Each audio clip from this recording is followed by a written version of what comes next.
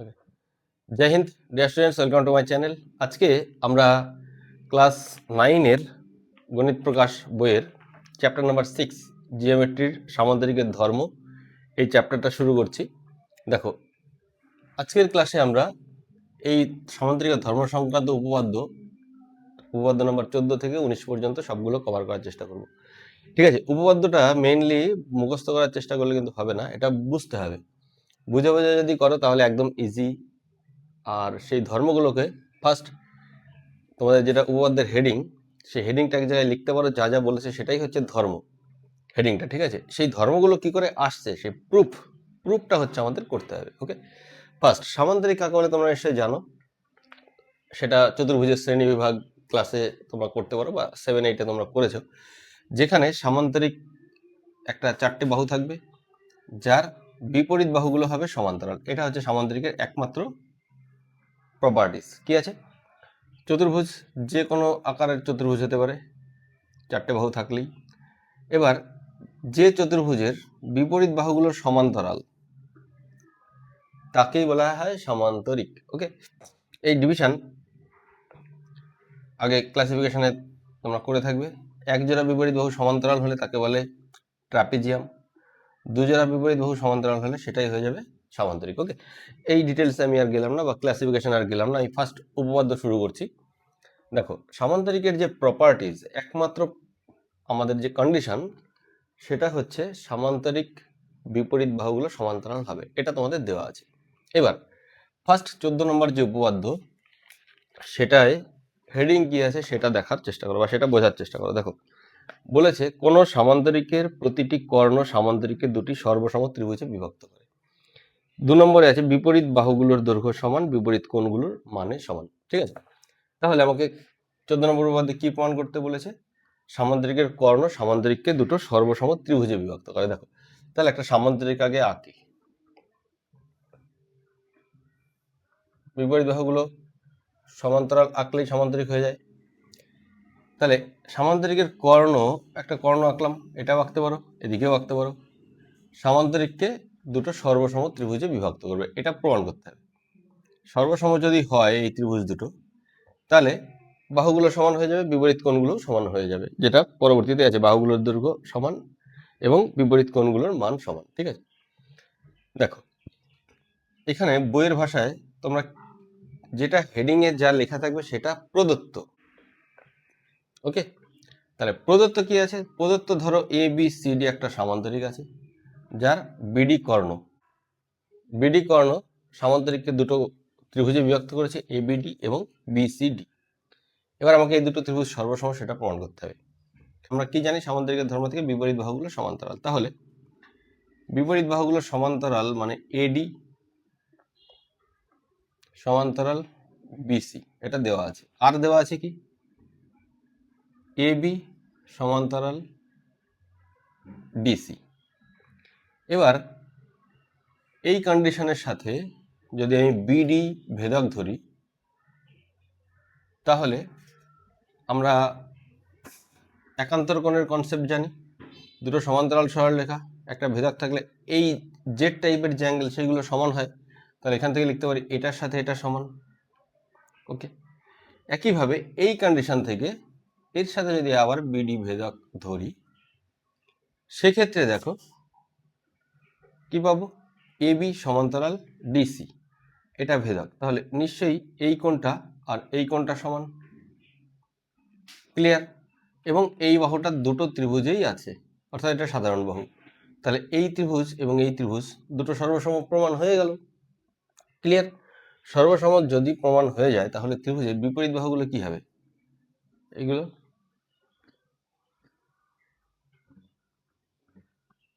তাহলে সামান্তরিকের বিপরীত বাহুগুলো কি হবে? এটার সাথে এটা সমান হবে, অর্থাৎ এবি সমান হবে ডিসি, আবার এডি এর সাথে সমান হবে কোনটা? বিসি। ক্লিয়ার? এবং এই কোণটা এই কোণের সাথে সমান হবে। ক্লিয়ার? এটাই দেখো চেয়েছে, বিপরীত কোণগুলো মানে সমান, বিপরীত বাহুগুলোর দৈর্ঘ্য সমান। বিপরীত বাহুগুলো সমান হয়ে গেছে, বিপরীত কোণ অর্থাৎ বিএডি ইকুয়াল টু বিসিডি হয়ে গেল। এইটাই প্রমাণ তোমাদের বুঝতে হবে কি করে প্রমাণ করতে হবে।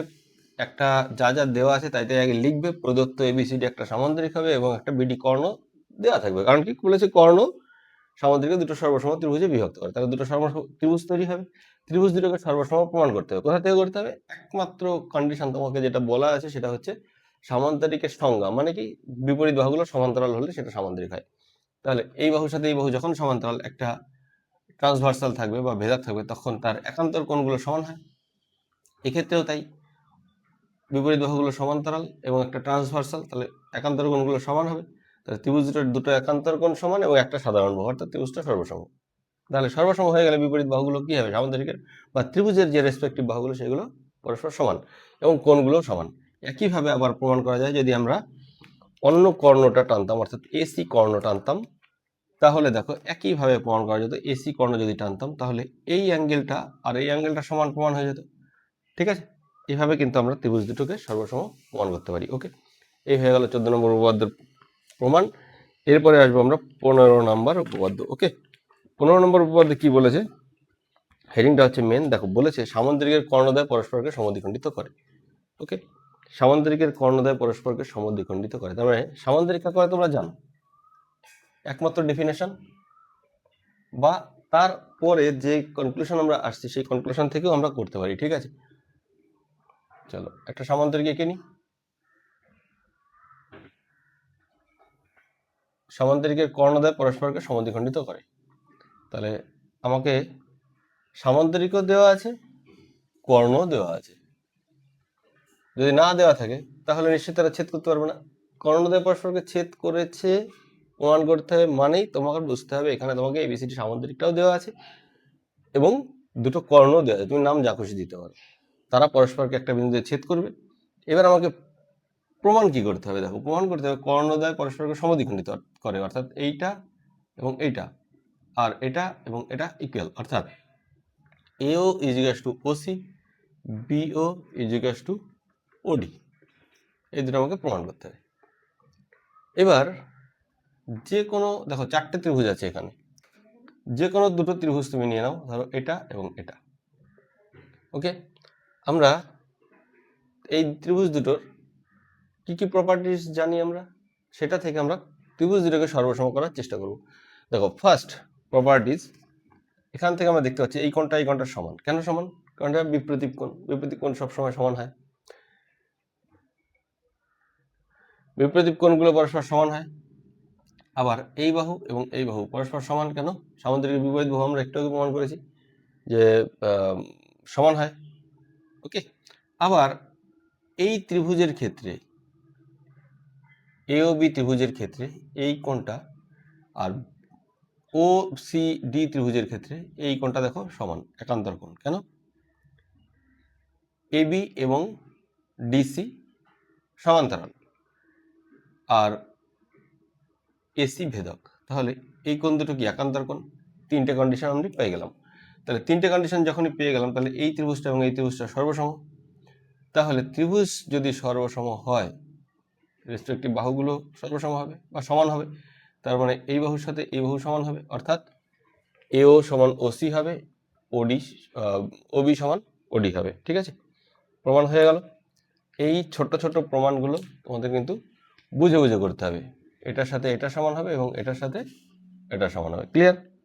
নেক্সট, এরপরে আমরা যাব 16 নম্বর উপপাদ্য।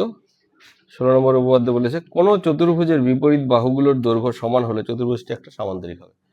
দেখো 16 নম্বর উপপাদ্য, এটা 14 এবং 15 দুটো আমাদের হয়ে গেল।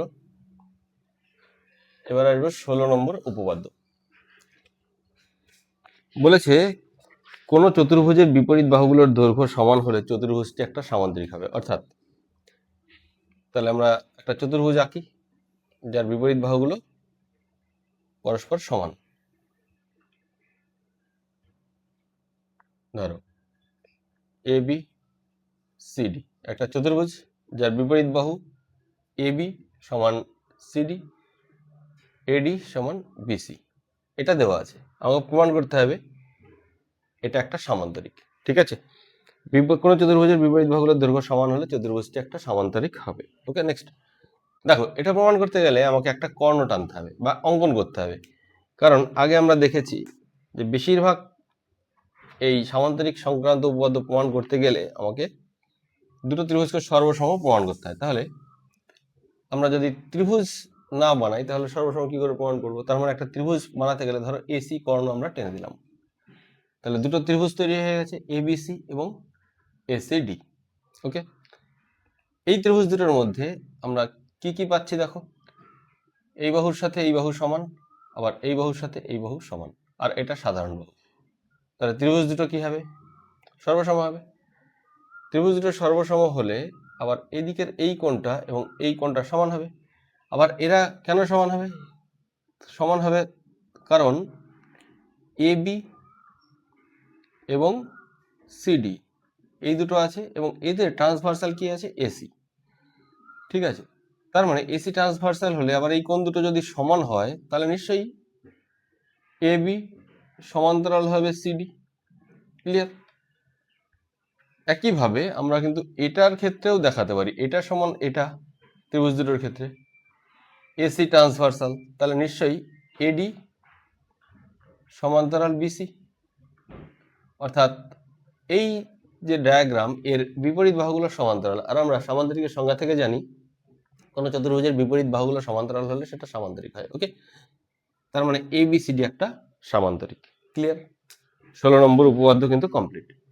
এরপরে আসবো আমরা 17 নম্বর উপপাদ্য। সেটাই কি আছে একটু দেখে নিই। বলেছে কোন চতুর্ভুজের বিপরীত কোণগুলো পরস্পর সমান হলে চতুর্ভুজটি একটা সামান্তরিক হবে। দেখো, কোন চতুর্ভুজের বিপরীত কোণগুলো পরস্পর সমান হলে চতুর্ভুজটি একটা সামান্তরিক হবে। দেখো, তাহলে আমাকে একটা চতুর্ভুজ আগে আঁকতে হবে বিপরীত কোণগুলো সমান করে, অর্থাৎ একটা সামান্তরিক এঁকে নিই।